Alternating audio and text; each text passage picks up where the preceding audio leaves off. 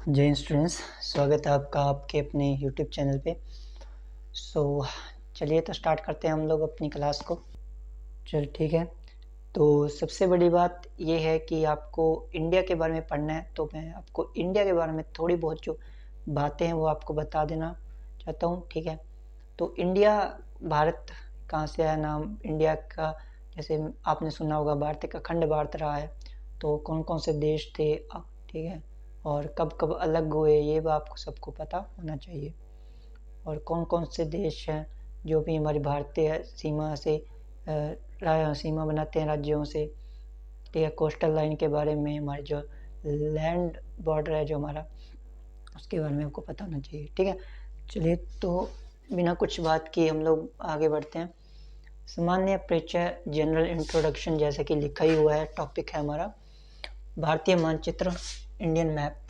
ठीक है, Indian map. India के बारे में पढ़ने हैं तो थोड़ा इंडिया के बारे में हम जान लेते हैं, भारत के बारे में जान लेते हैं कि भारत, अगर आपको पता हो कि हमारे संविधान में, ठीक है, हमारे संविधान में भाग नंबर 1 जो दिया हुआ है, संविधान में भाग 1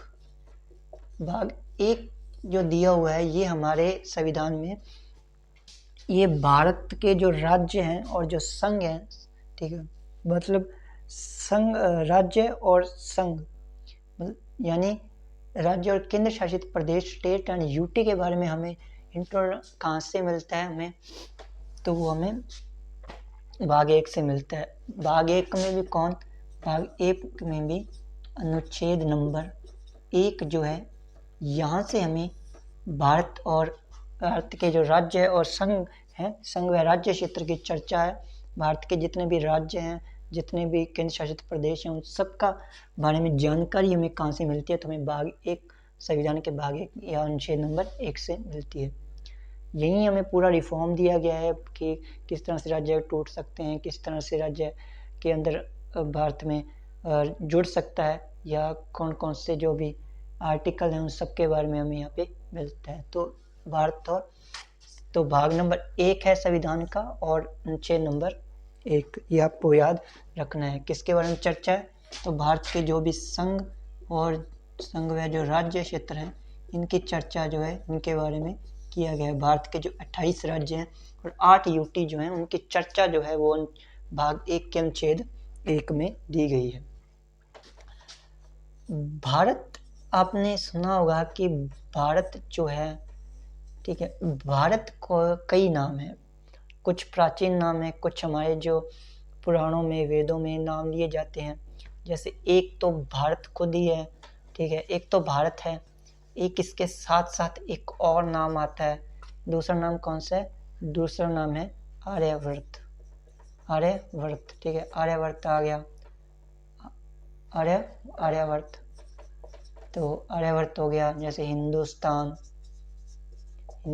हो गया। जैसे इंडिया है, इंडिया नाम, हालांकि इंडिया नाम जो है ये कहाँ से पड़ा, ये मैं आपको बताता हूँ। एक्चुअल में ये पौराणिक नाम नहीं है, लेकिन इंडिया नाम कहाँ से है ये भी आपको पता होना चाहिए। जम्बू द्वीप हो गया। जैसे भारतेंदु, ये भी आपको पता होना चाहिए। और जैसे एक नाम दिया जाता है भारतवर्ष, क्या नाम दिया जाता है भारतवर्ष के बारे में? आर्यवर्त, हिंदुस्तान, इंडिया, जम्बूद्वीप, भारतेंदु, भारतवर्ष। अच्छा, इसमें एक ये जो नाम है आपने देखा कि आर्यवर्त, हिंदुस्तान, जम्बूद्वीप, भारतेंदु, भारतवर्ष, ये तो क्या प्राचीन नाम है, ये सब प्राचीन है। लेकिन इंडिया जो नाम है ना, ये प्राचीन नहीं है। एक्चुअल में इंडिया नाम जो है, ये इतना हमारे जो वेदों में, हमारे पुराणों में इनका इंडिया नाम का जिक्र नहीं है। बाकी सबका जो जिक्र है वो हमारे इंडिया में है। जो हिंदुस्तान है, इसका भी जिक्र हमारे वेदों और पुराण में नहीं है। तो इन दोनों का जिक्र हमारे वेदों या पुराणों में इनकी जानकारी नहीं मिलती है। लेकिन तो ये नाम कहाँ से आए? बाकी जो नाम है, ये जो आर्यवर्त, जम्बूद्वीप, भारतवर्ष, भारतेंदु, भारतवर्ष, ये सब का है, वेदों में नाम दिए गए।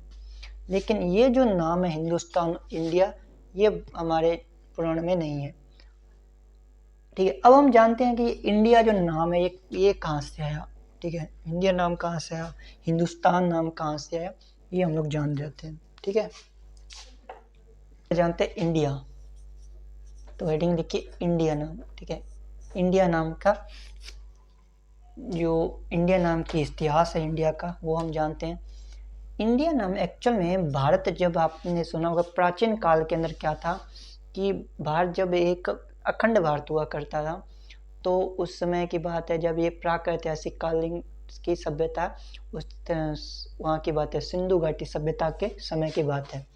उस समय भारत के अंदर सबसे लंबी नदी थी, उस नदी का नाम था सिंधु नदी। ठीक है, तो प्राचीन समय में क्या था, प्राचीन समय में एक्चुअल में प्राचीन समय में एक नदी बहती थी, भारत की सबसे लंबी नदी।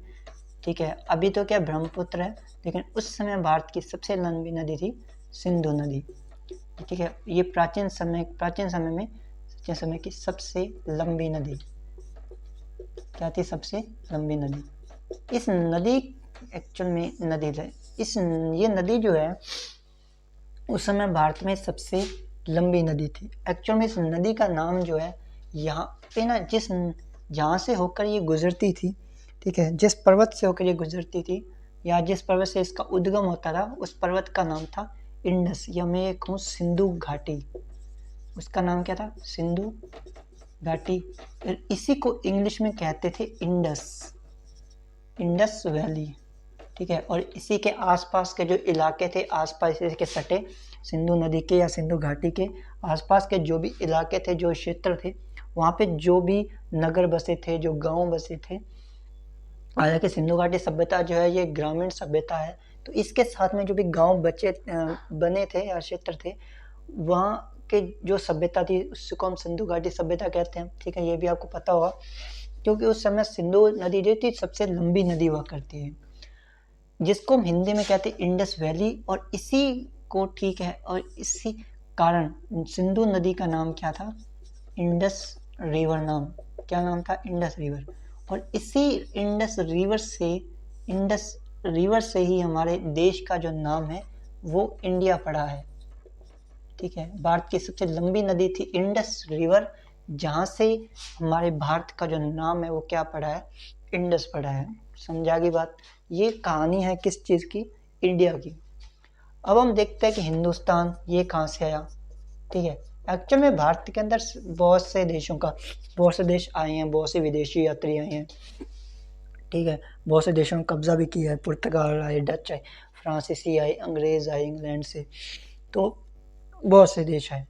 इनमें जो देश आया था, एक देश अरब देश से जो लोग आए थे या दो विदेशी यात्री आए थे, उस समय क्या था, देखो ये बात उस वक्त की है जब भारत के अंदर, ठीक है, ना मुसलमान थे ना दूसरी कोई डायनेस्टी थी, यहाँ पे सिर्फ हिंदू हुआ करते थे। ये उस टाइम की बात है, यहाँ पे क्या थे, हिंदू, ओनली हिंदू रहा करते थे। और जब अरबी यहाँ पे आए, उस समय अरबी यहाँ पे आए और अरबियों ने यहाँ पे देखा कि यहाँ सिर्फ हिंदू रहते हैं यहाँ पे, और कोई और यहाँ पे कास्ट है नहीं, ठीक है, और कोई धर्म है नहीं। तो उन्होंने क्या किया, हिंदू होने के कारण, सनातन धर्म होने के कारण, यहाँ पे सनातन धर्म था, आपको पता ही होगा, केवल सनातन धर्म का प्रचार होता था भारत के अंदर, सनातन धर्म ही बसते थे।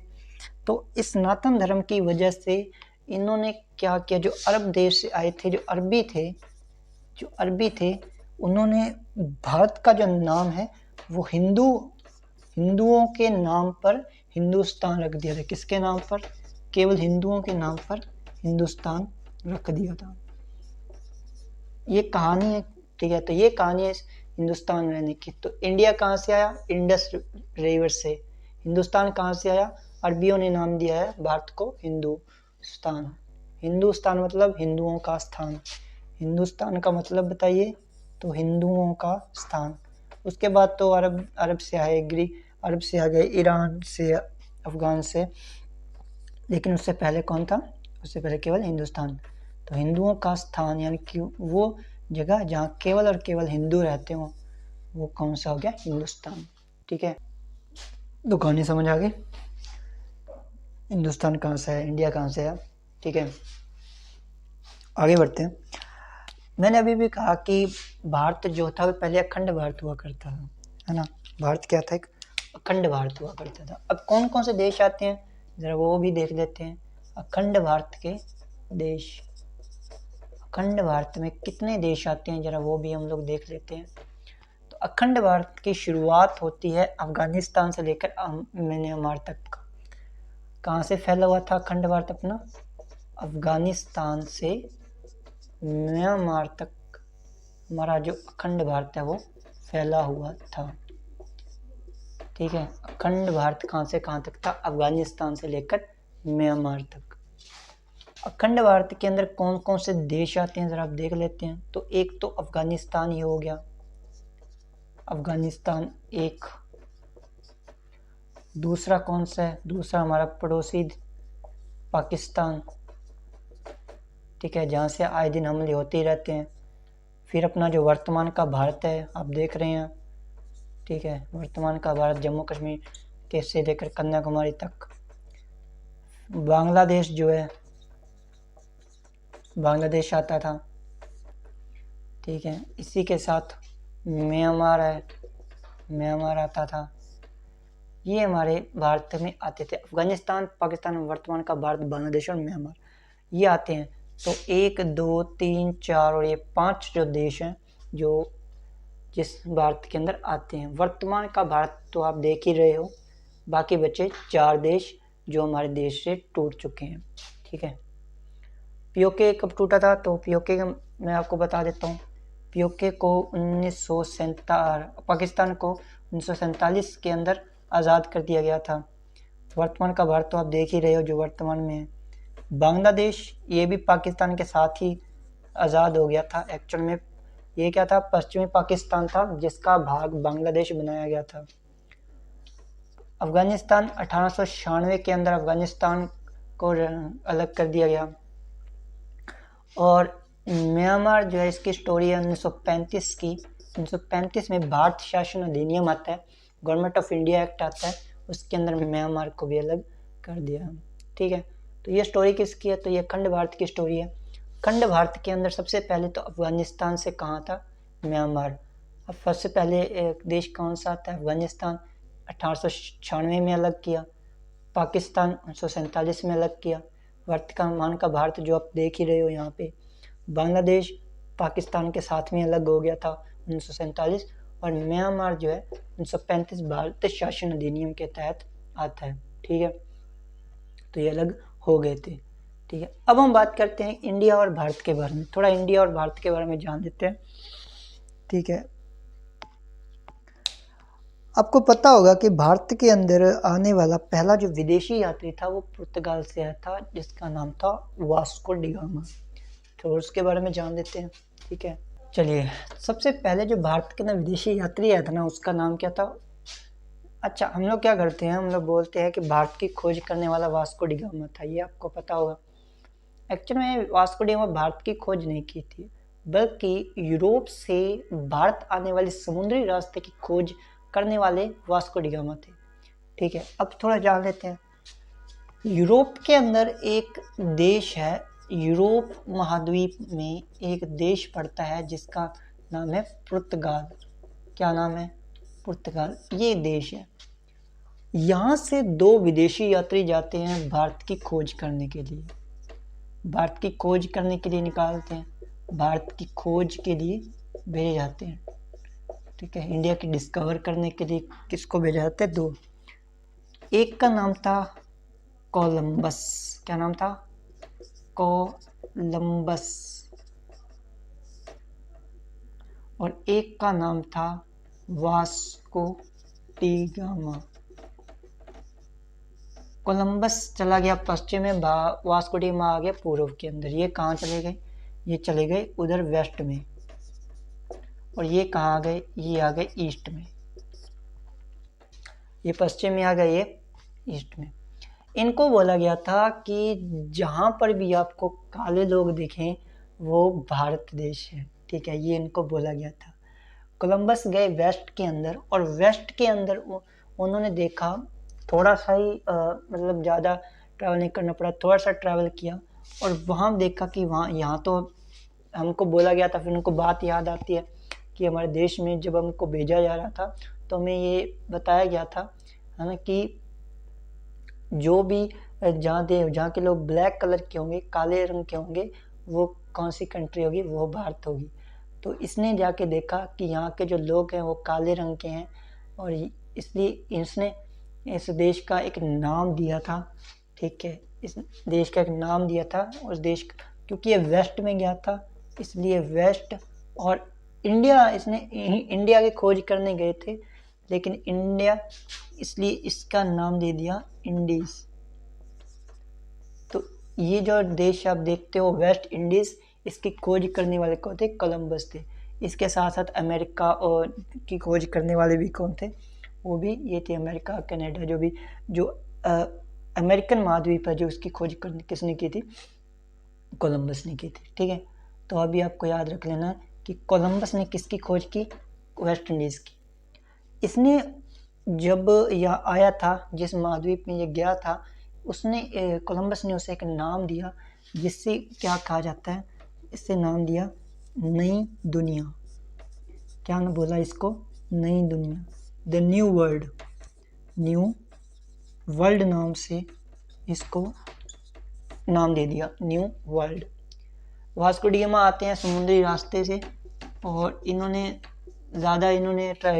काफ़ी अच्छा खासा ट्रैवल करना पड़ा, और ये आते हैं एशिया महाद्वीप में।